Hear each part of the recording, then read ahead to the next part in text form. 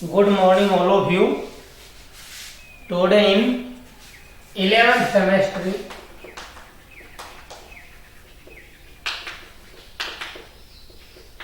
in chapter P block elements, P block elements और date है आज आपकी 6/7/2020। आज हम 11th केमिस्ट्री के चैप्टर पी ब्लॉक एलिमेंट्स में डिस्कशन करेंगे about group 14 elements. Group 14 elements आज हम किसके बारे में डिस्कशन करेंगे? ग्रुप 14 एलिमेंट्स के बारे में हम क्या करेंगे? डिस्कशन करेंगे। तो ग्रुप 14 में कौन कौन से एलिमेंट होते हैं? जैसे ग्रुप 14 में होते हैं कार्बन, सिलिकॉन, देखो ये होते हैं आपके एलिमेंट में, इधर लिख देता हूं, कार्बन, सिलिकॉन, जर्मेनियम, टिन और लेड। ट्रिक क्या है इसकी? कहे शिव जी सुने पार्वती, कहे शिव जी सुने पार्वती। वैसे carbon, silicon, germanium, tin, lead, carbon, silicon, germanium, tin और लेड, ये इसके ग्रुप 14 के एलिमेंट्स हैं। तो इसमें सबसे पहले तो आती है इसकी जनरल वैलेंस है इलेक्ट्रॉनिक कॉन्फ़िगरेशन। इसकी जो general valence shell electronic configuration, electronic configuration. तो general valence shell electronic configuration क्या है आपकी? वो जो ग्रुप 14 के एलिमेंट्स होती है NH2 NP2, क्या होती है आपकी? NH2 NP2। क्यों होती है NH2 NP2? देख सकते हो आप, जैसे कार्बन की इलेक्ट्रॉनिक कॉन्फ़िगरेशन क्या होती है आपकी? 1s2 2s2 2p2। ऐसे अगर हम सिलिकॉन की बात करें तो सिलिकॉन की क्या होती है? 1s2 2s2 2p6 3s2 3p2। तो ऐसे नीचे आ जाएगा 4s2 4p2। तो जनरल में देखो यहाँ n की s में 2 है और p में 2 है, लेकिन आपकी n की वैल्यू वेरी हो रही है, यहाँ 2 है यहाँ 3 है। तो इस वजह से आपकी जनरल इलेक्ट्रॉनिक कॉन्फ़िगरेशन क्या हो जाएगी आपकी? NH2 NP2। तो ये तो थी आपकी जनरल इलेक्ट्रॉनिक कॉन्फ़िगरेशन। उसके बाद आपकी आती है कोवलेंट रेडियस। क्या आती है? Covalent radius. तो कोवलेंट रेडियस में क्या होता है? There is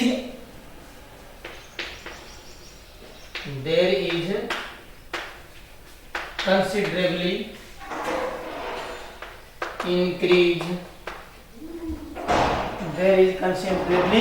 increase in covalent radius, considerably increase in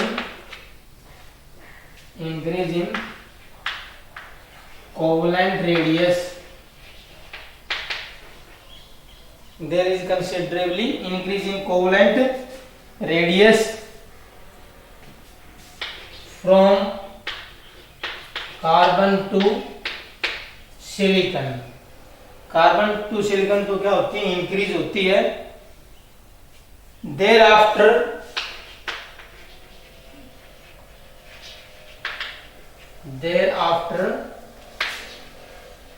from silicon to lead, लेकिन उसके बाद जो silicon to lead a small increase in to lead, a small increase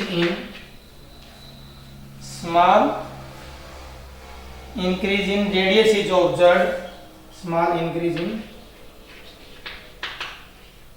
radius is observed। लेकिन आपकी जो सिलिकॉन के बाद और लेड तक स्मॉल रेडियस है ना, वो इंक्रीज इन रेडियस ऑब्जर्व की जाती है। क्यों होती है? Because due to presence of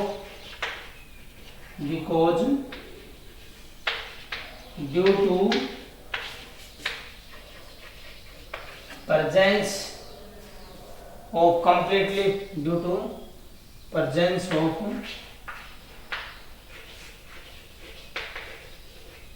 completely filled d and f orbitals, completely filled d and f orbitals in heavier members. क्या होता है? There is considerably increase in covalent radius from carbon to silicon. क्या होता है आपका जो increase in covalent radius है carbon to silicon तो इंक्रीज होती है, क्योंकि हम नीचे की तरफ जाते हैं तो साइज आपका भाई नंबर ऑफ सेल्स बढ़ेंगे तो साइज भी इंक्रीज होगा. लेकिन क्या करें, thereafter from silicon to lead, लेकिन सिलिकॉन टू लेड क्या होता है? स्मॉल. क्यों होता है? Due to presence of completely filled d and f orbital in heavier. जो आपके नीचे वाले हैवियर मेंबर्स हैं इनमें कंप्लीटली फिल्ड क्या होते हैं? आपकी डी और एफ ऑर्बिटल्स होते हैं. तो डी और एफ ऑर्बिटल के कंप्लीटली फिल्ड होने की वजह से उनका क्या होता है? पुअर शील्डिंग और स्क्रीनिंग इफेक्ट, और उसकी वजह से साइज क्या हो जाता है? इंक्रीज तो होता है लेकिन बहुत कम होता है. तो ये होती आपकी कोवलेंट रेडियस के बारे में. नेक्स्ट हम पढ़ेंगे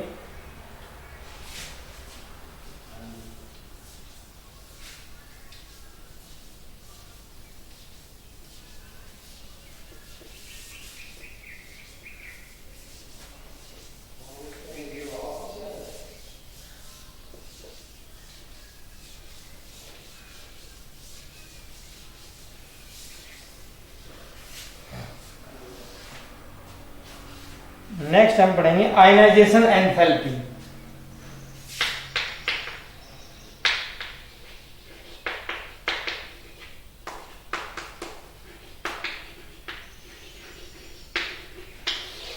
नेक्स्ट हम क्या पढ़ेंगे? Ionization enthalpy. तो आयनाइजेशन एंथैल्पी में क्या है? The small decrease in ionization enthalpy, the small decrease in ionization enthalpy from carbon to tin, from carbon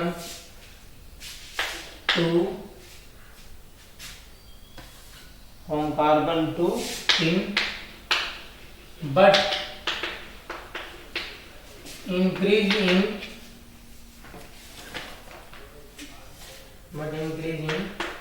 ionization enthalpy from tin to lead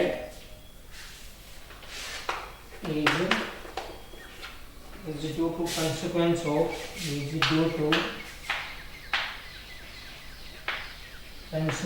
of poor shielding effect of D and F orbitals. इसमें क्या कह रहे हैं? There is small decreasing. भाई जैसे जैसे आपको पता है हम किसी भी ग्रुप में जाते हैं साइज बढ़ता है, साइज बढ़ता है तो आयनाइजेशन एंथैल्पी डिक्रीज होती है. यहाँ कार्बन टू टिन तो आपकी डिक्रीज हो रही है, लेकिन but increase in ionization enthalpy from tin to lead. लेकिन टिन से लेड की तरफ जाएंगे तो आयनाइजेशन एंथैल्पी इंक्रीज हो रही, होनी चाहिए आपकी डिक्रीज, लेकिन क्या हो रही है? इंक्रीज. क्यों? क्योंकि due to consequence of poor shielding effect of d and f orbital. जो डी और एफ ऑर्बिटल उसका पुअर शील्डिंग इफेक्ट होने की वजह से साइज क्या हो जाएगा आपका? छोटा, डिक्रीज. और साइज छोटा होगा तो आयनाइजेशन एंथैल्पी क्या हो जाएगी? आपकी हाई होगी. तो ये थी आपकी आयनाइजेशन एंथैल्पी. नेक्स्ट हम पढ़ेंगे electronegativity.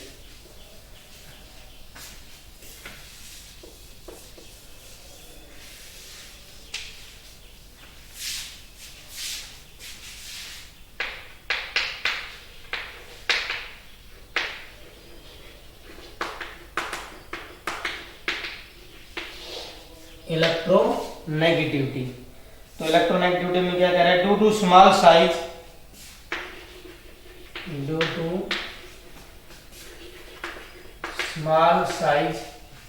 the elements of this group are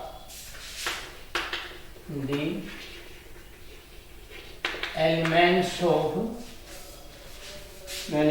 this group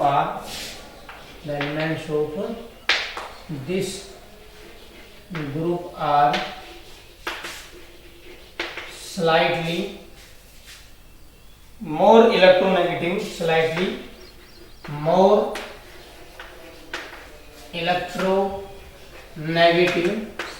क्या है, more electronegative than group 13 elements,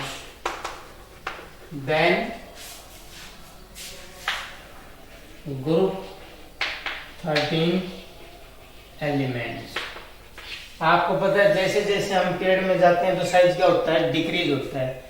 तो आपका इनका स्मॉल साइज होता है, elements of this group are slightly ज्यादा इलेक्ट्रोनेगेटिव होते हैं than group 13 element. Small size की वजह से इनकी electronegativity as compare to group 13 elements क्या होती है, ज्यादा होती है। तो ये तो थी इसकी जनरल प्रॉपर्टीज। अब हम इनकी पढ़ेंगे physical properties.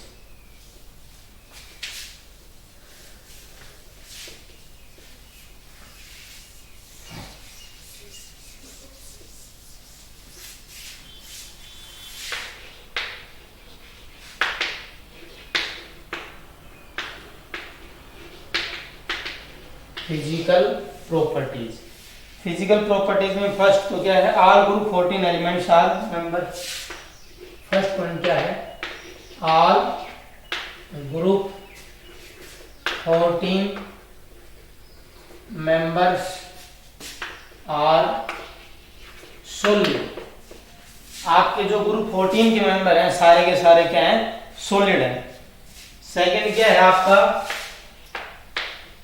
Carbon and silicon are non metals. जो कार्बन और सिलिकॉन तो क्या है, नॉन मेटल्स है। Germanium is a metalloid, germanium is a metalloid, germanium is a metalloid. whereas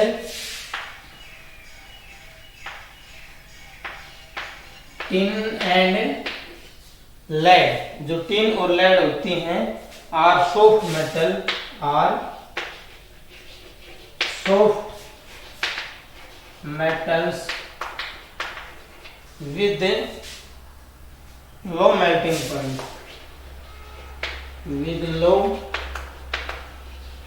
melting point. लेकिन आपकी जो टिन और लेड होती हैं ये क्या होती हैं, सॉफ्ट मेटल्स होती हैं विद लो मेल्टिंग पॉइंट। तो आपके क्या थे, ग्रुप 14 के मेंबर सॉलिड होते हैं और कार्बन और सिलिकॉन तो क्या होते हैं आपके नॉन मेटल्स।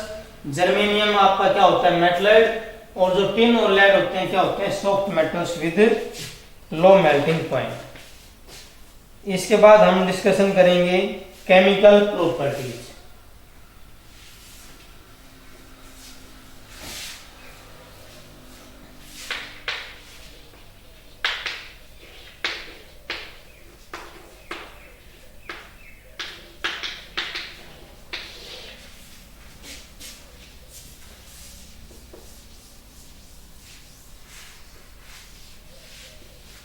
केमिकल प्रॉपर्टीज के अंदर आपका फर्स्ट आता है ऑक्सीडेशन स्टेट। फर्स्ट क्या आता है आपका केमिकल प्रॉपर्टीज के अंदर, ऑक्सीडेशन स्टेट।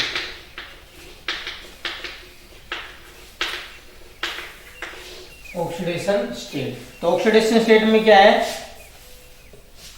जो आपके देखो जो ग्रुप 14 के एलिमेंट्स होते हैं, ग्रुप 14 के एलिमेंट होते हैं, इनके आउटरमोस्ट में 4 इलेक्ट्रॉन होते हैं। कितने इलेक्ट्रॉन होते हैं, 4 इलेक्ट्रॉन्स इन वैलेंस है।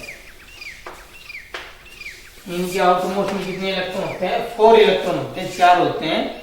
इसलिए इनकी जो कॉमन ऑक्सीडेशन स्टेट है वो या तो +4 शो करते हैं या फिर +2 शो करते हैं। ये क्या होती है इनकी कॉमन ऑक्सीडेशन स्टेट, क्या होती है कॉमन ऑक्सीडेशन स्टेट, क्या होती है +4 एंड +2। लेकिन जो आपकी +4 ऑक्सीडेशन स्टेट है, +4 ऑक्सीडेशन, जो +4 में जो आपके कंपाउंड होंगे +4 oxidation state, compounds are covalent in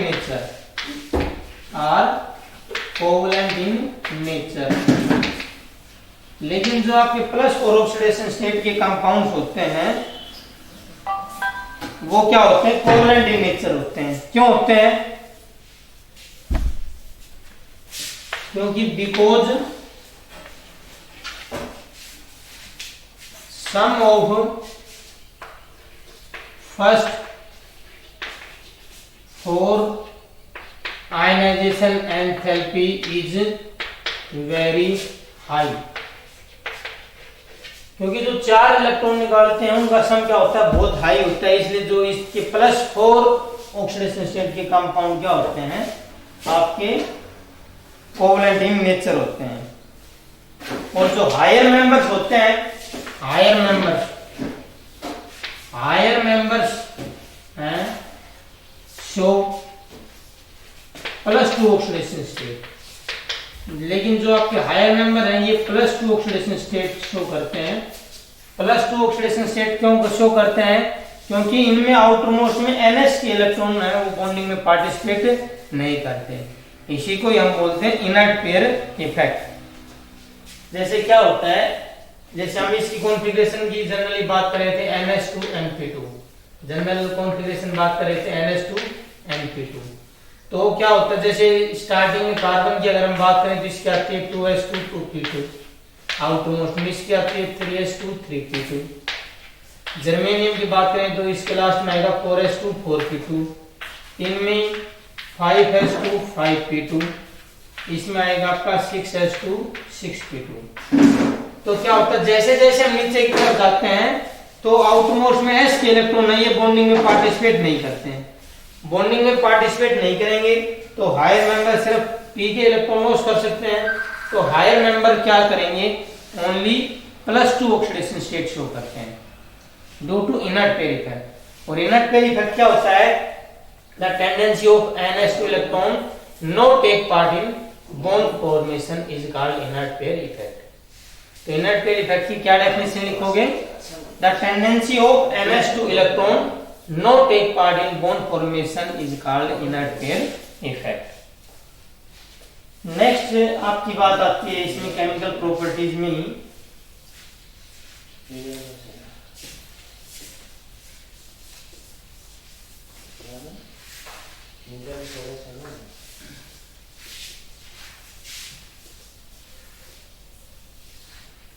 reactivity towards oxygen.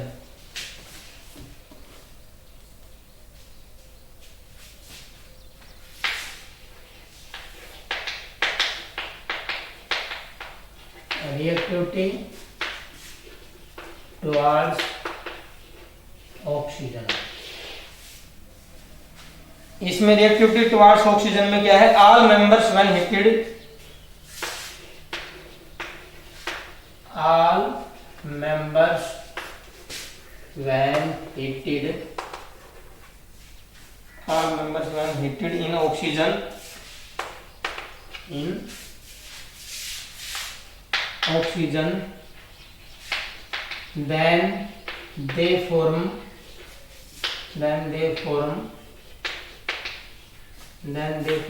two types of oxides।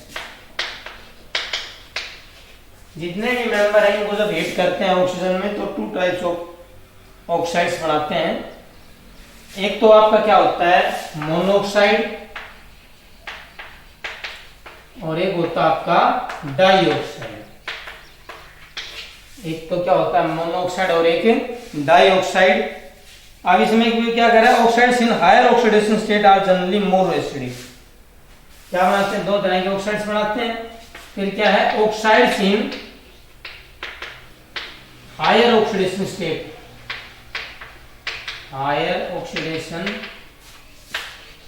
State are acidic as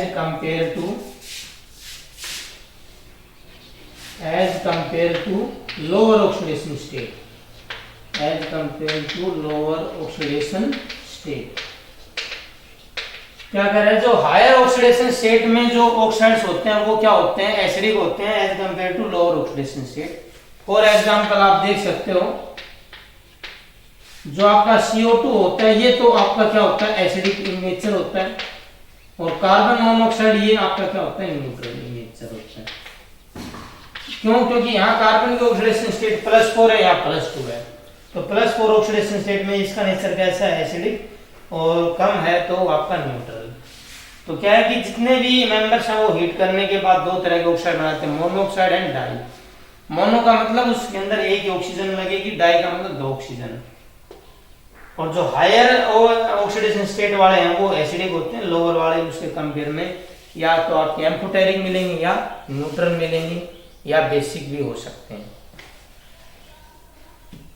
next और इसमें प्रॉपर्टीज के अंदर आता है आपका रिएक्टिविटी टुवर्ड्स वाटर।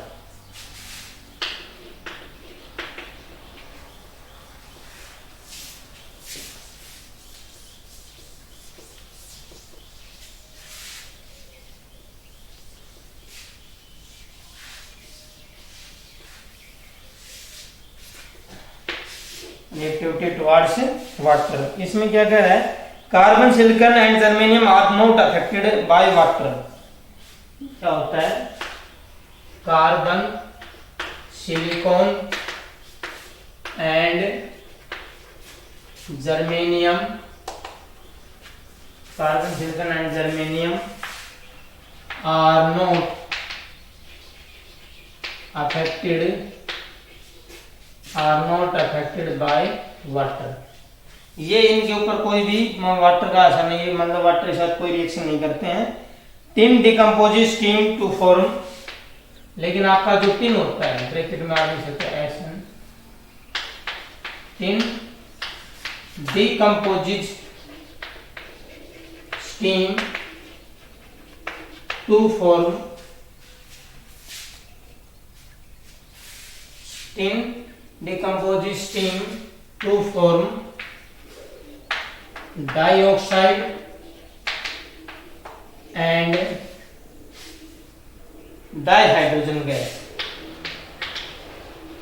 लेकिन जो ये आपका टिन होता है ये आपकी रिएक्शन है SN है, और SN की रिएक्शन जब हम वाटर के साथ करते हैं 2H2 हीट करते हैं तब ये आपका क्या बनता है, SNO2 plus 2H2।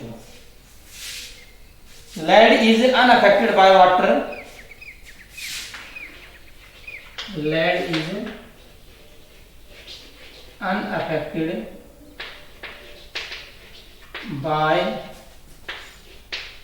water. Lead is unaffected by water due to protective oxide film formation.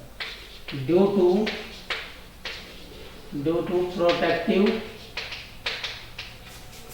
protective oxide film formation। देखो इसमें क्या है, कार्बन, सिलिकॉन और जर्मेनियम का कोई इफेक्ट नहीं होता है बाय वाटर में, लेकिन जो टिन है ये डिकम्पोज कर देता है वाटर को SNO2 प्लस O2 में, और लेड है ये अनअफेक्टेड होता है। क्यों, क्योंकि ये प्रोटेक्टिव ऑक्साइड की लेयर बना लेता है।